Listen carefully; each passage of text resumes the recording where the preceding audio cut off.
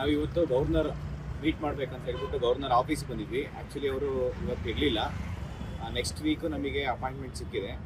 ಈ ಒಂದು ಏನು KPSC ಇಂದ ನಡೆಸಿರೋಂಥ ಕೇಸ್ ನೋಟಿಫಿಕೇಷನಲ್ಲಿ ಸಾಕಷ್ಟು ಕರಪ್ಷನ್ ಆಗಿದೆ. ಈ ಒಂದು ಕರಪ್ಷನ್ನ ಎನ್ಕ್ವೈರಿ ಮಾಡಬೇಕು. KPSCಲಿ 384 KS ಪೋಸ್ಟನ್ನು ಇದರಲ್ಲಿ 384 ಕೂಡ ಸೇಲ್ ಮಾಡಿದ್ದಾರೆ ಇವರು ಕೋಟಿಗೆ.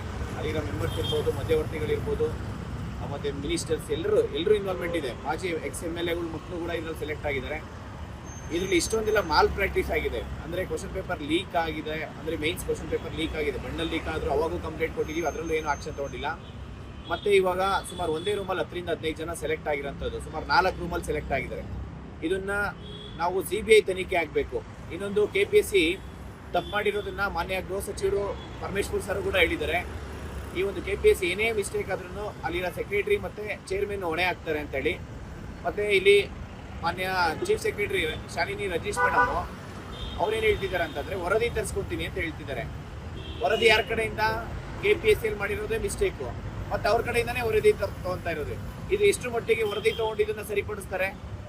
ಇದು 1-2 ಕೋಟಿ ಅಲ್ಲ, ಇದು ಮೋರ್ ದೆನ್ 1000 crores ಸ್ಕ್ಯಾಮ್ ಮಾಡಿರೋಂಥದ್ದು. ಇದನ್ನು ತನಿಖೆ ಆಗಬೇಕು, CBI ತನಿಖೆ ಆಗಬೇಕು. ಒಂದು AC ಆಗಬೇಕು, ತಹಸೀಲ್ದಾರ್ ಆಗಬೇಕು, ಒಂದು DOS ಆಗಬೇಕು ಅಂತ ಹೇಳ್ಬಿಟ್ಟು ಇಷ್ಟೆಲ್ಲ ಹಗಲು ರಾತ್ರಿ ಕಷ್ಟಪಟ್ಟಿದ್ದಾರೆ.